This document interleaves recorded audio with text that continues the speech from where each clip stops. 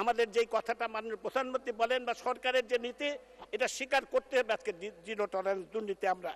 আমাদের নেতা কর্মীদের কোনোভাবে আমরা দুর্নীতিতে ছাড় দিচ্ছে না।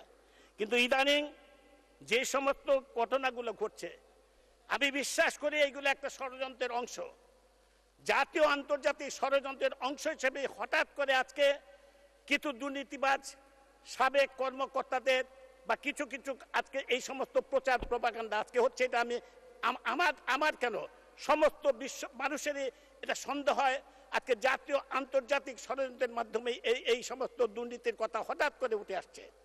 কিন্তু একথা স্বীকার করতে হবে, মানে আমাকে 5টা মিনিট সময় বাড়িয়ে দেবেন, দয়া করে 5টা মিনিট সময় বাড়িয়ে দেবেন।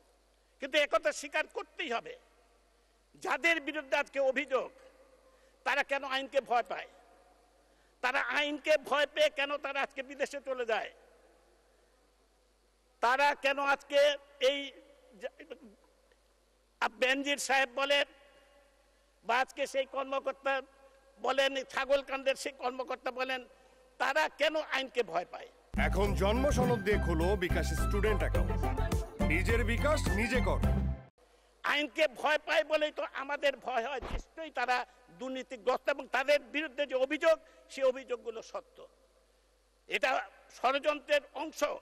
কিন্তু তারপর এই অভিযোগগুলো তাদের বিরুদ্ধে যে সত্য, তারা যেহেতু আইনকে ভয় পায় তার জন্য এটা প্রতীয়মান হয়।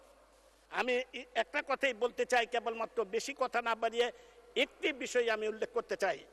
আমাদের মাননীয় প্রধানমন্ত্রী দেশকে যেভাবে এগিয়ে নিয়ে গেছেন সকল ক্ষেত্রে, যে বাংলাদেশ উন্নয়ন, আমি পদ্মা সেতু, মেট্রো রেল এত কথা বলতে চাই না, সকল ক্ষেত্রে যে আমাদের উন্নয়ন, বিশ্ববাসী যখন আমাদেরকে অহংকারের চোখে দেখে বাংলাদেশকে, আমাদের মাননীয় প্রধানমন্ত্রী বিশ্বাস করি আজকে 4 বার ক্রমান্বয়ে তিনি আজকে রাষ্ট্রীয় ক্ষমতায়।